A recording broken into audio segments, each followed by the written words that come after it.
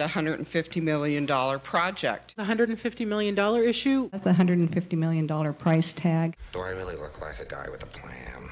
$150 million. At a total cost of $150 million to build, with no estimate of the cost to run it. $150 million is almost the county budget for a year. You can't handle the truth! $150 million. So I'd ask you to possibly even withdraw the environmental impact statement and consider other alternatives.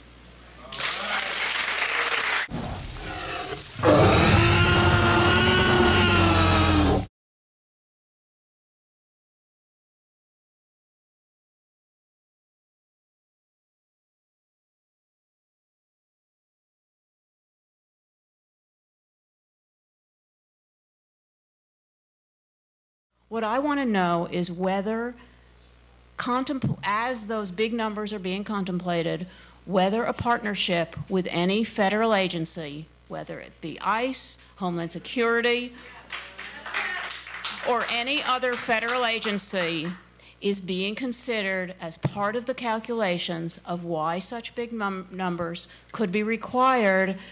And I would like a pledge from the leaders of this community that if those conversations ever become part of this planning process and this exploration, that be told to the community that we are thinking about something other than local, our court system prisoners.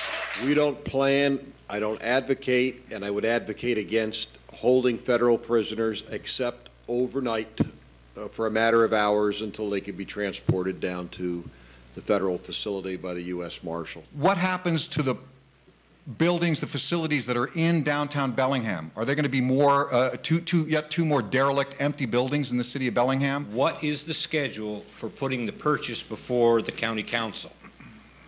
Will there be further hearings like this tonight before the purchase request goes before the county council? Yes, there will be a hearing before the county council. You know, I've lived here long enough now to remember when we were getting this new jail with all the bells and whistles. You know, it's going to be state of the art, right? And well, the bells didn't work very well, and nobody blew the whistle. And how many people went to jail over the last jail, McCachran? Have you prosecuted anybody for not performing their bonds on their contracts or their you know?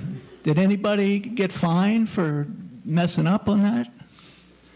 You were here.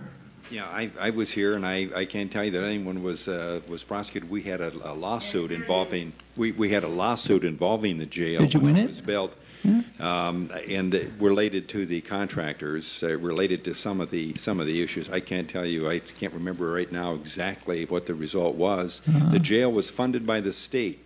When we planned the jail, in fact, Corky Johnson was on the jail commission at that point. The jail was not at the size that we wanted, nor did it have all of the things that we really wished. We knew that it would be too small, but it was funded by the state. The state paid for the bill, and that is the jail we got, and it did not please. And we had building inspectors on the job that looked at it when it was built, right? I'm sure they must have. Yeah, they must have really signed off on something strange, huh?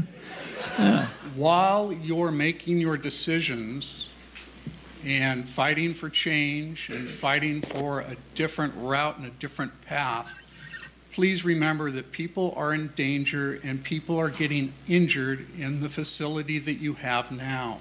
Those of you who stood at the back here for the last 2 hours, and you know how uncomfortable it is, and the temperature is up in the high 70s, imagine spending months packed in like you were for the last 2 hours in conditions far, far worse. And you're here because you want to be here. Unfortunately, if we don't put this jail in somebody's backyard, the crime that we can't properly handle is going to remain in everybody's front yard. We have got to build a new jail, and we got to do it as soon as possible. Definitely in the right place, in the right size.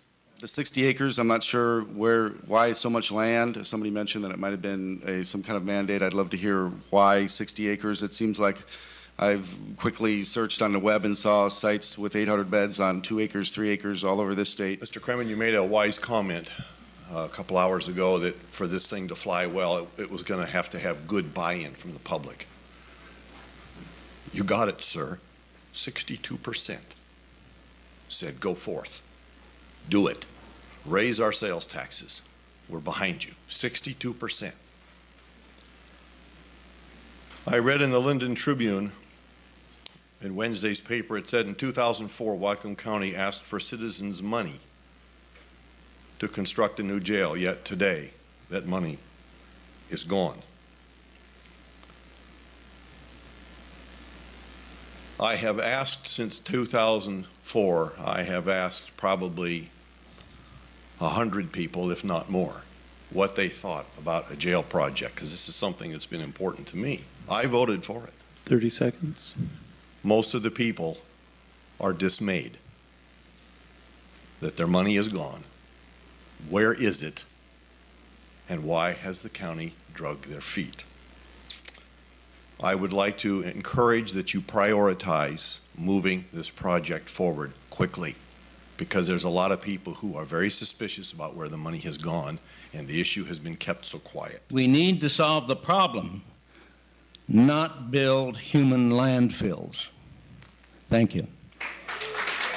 The fact remains that Whatcom County does need not just a new facility, but we need a larger facility. How large is debatable, but as the gentleman just very recently said, that in 2004, the people of Whatcom County voted 62% in favor of the jail yes proposal. That proposal was for a 600-bed facility, nothing larger. Now, that's not to say that in the future we're not going to need more than 600 beds. But I believe, and I've talked with the sheriff about this as well, that at least in the near term, 600 beds would suffice. We need to get a jail built, and I'm glad that's the consensus of most people that spoke. They recognize the need that this facility needs to be replaced. It's unsafe. It presents huge liabilities, and we need to move rather quickly to do something before we're under the control of a federal judge, or before it literally falls down and we spend more good money after bad keeping it operating. Having said that, I don't know how we could afford some of the price tags that were projected in the report.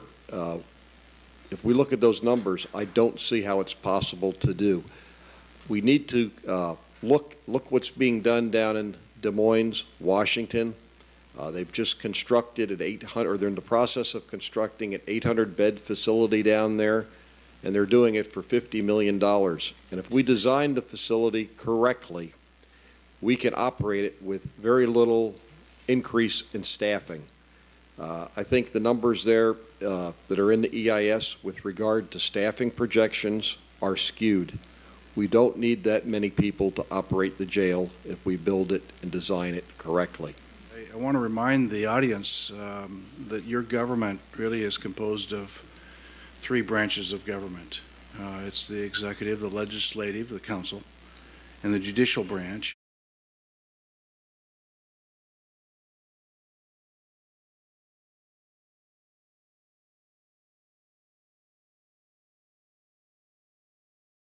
And we're all trying to kind of work together on the same page on something that I think you could probably recognize as a very complicated and highly vexing issue. You know, we've had 2 different projections thus far, and they've come up with some very dramatic differences. And I think what we would do differently, or what I propose as a government we consider doing differently, is we actually take some of the very concerned, interested people here and engage them as a working group and say, come and work with us. Come and I'm not making a political speech now. I'm trying not to. And finally, you know, this administration, and I'm just speaking as one member of it, we have not been raising taxes. And our objective always is to build this facility without raising taxes.